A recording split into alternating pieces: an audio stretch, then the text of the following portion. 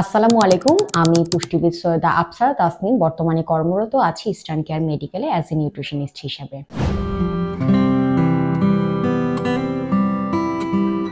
আজকে আমি আপনাদের সাথে যে বিষয়টা নিয়ে আলোচনা করব সেটি হচ্ছে বাচ্চাদের প্রথম কি খাবার আমরা শুরু করতে পারি সেগুলো নিয়ে। প্রথম মা হচ্ছে বা যাদের বাচ্চাদের বয়স 6 মাস থেকে 1 বছরের মধ্যে তাদের জন্য এই ভিডিওটা মূলত আমি করছি। সেটার মধ্যে রয়েছে, যদি আমরা বলি যে প্রথম যাদের বাচ্চা হচ্ছে তারা অনেকেই কনসার্ন থাকে যে বাচ্চাদের আসলে আমরা কোন সলিড খাবার দিয়ে শুরু করতে পারি।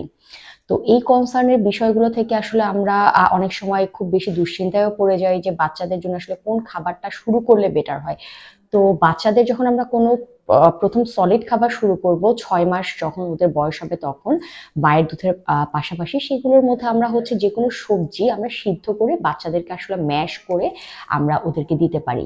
এখন এই সবজির মধ্যে আসলে কি কি বিষয় মানে কি কি থাকতে পারে সেগুলো হচ্ছে মিষ্টি কুমড়া, আলু, তারপর হচ্ছে গাজর, তারপরে মিষ্টি আলু।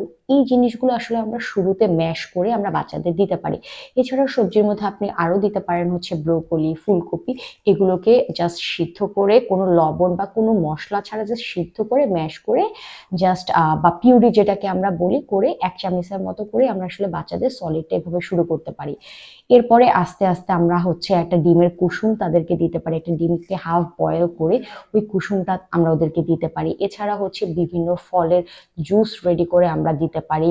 তারপরে হচ্ছে আমরা টক দই শুরু করতে পারি। কিন্তু এই জিনিসগুলোকে আস্তে আস্তে ধাপে ধাপে করতে হবে, কারণ বাচ্চারা যখন প্রথম কোনো খাবারের সাথে হ্যাবিচুয়েট হবে বা পরিচিত হয়, তখন ওদের এই খাবারটা ডাইজেশনের একটা বিষয় থাকে।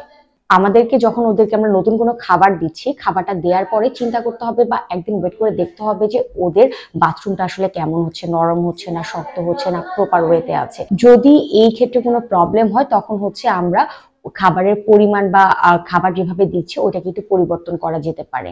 আমরা অনেকেই আসলে জানি না যে বাচ্চাদের খাবারের কিন্তু আমরা যখন প্রথম খাবার দিচ্ছি তখন কিন্তু ওদের খাবারে কোনো লবণ বা এক্সট্রা কোনো সুইটেন বা মিষ্টি জাতীয় কোনো জিনিস অ্যাড করা যাবে না, কারণ এই জিনিসগুলো আসলে ওদের টেস্ট বার্ডের সাথে কিন্তু ওরা হ্যাবিচুয়েট না। সো ওদেরকে আমরা যে জিনিসটা দিয়ে শুরু করব ওরা ওই জিনিসটা দিয়েই আসলে গ্রহণ করা শুরু করবে।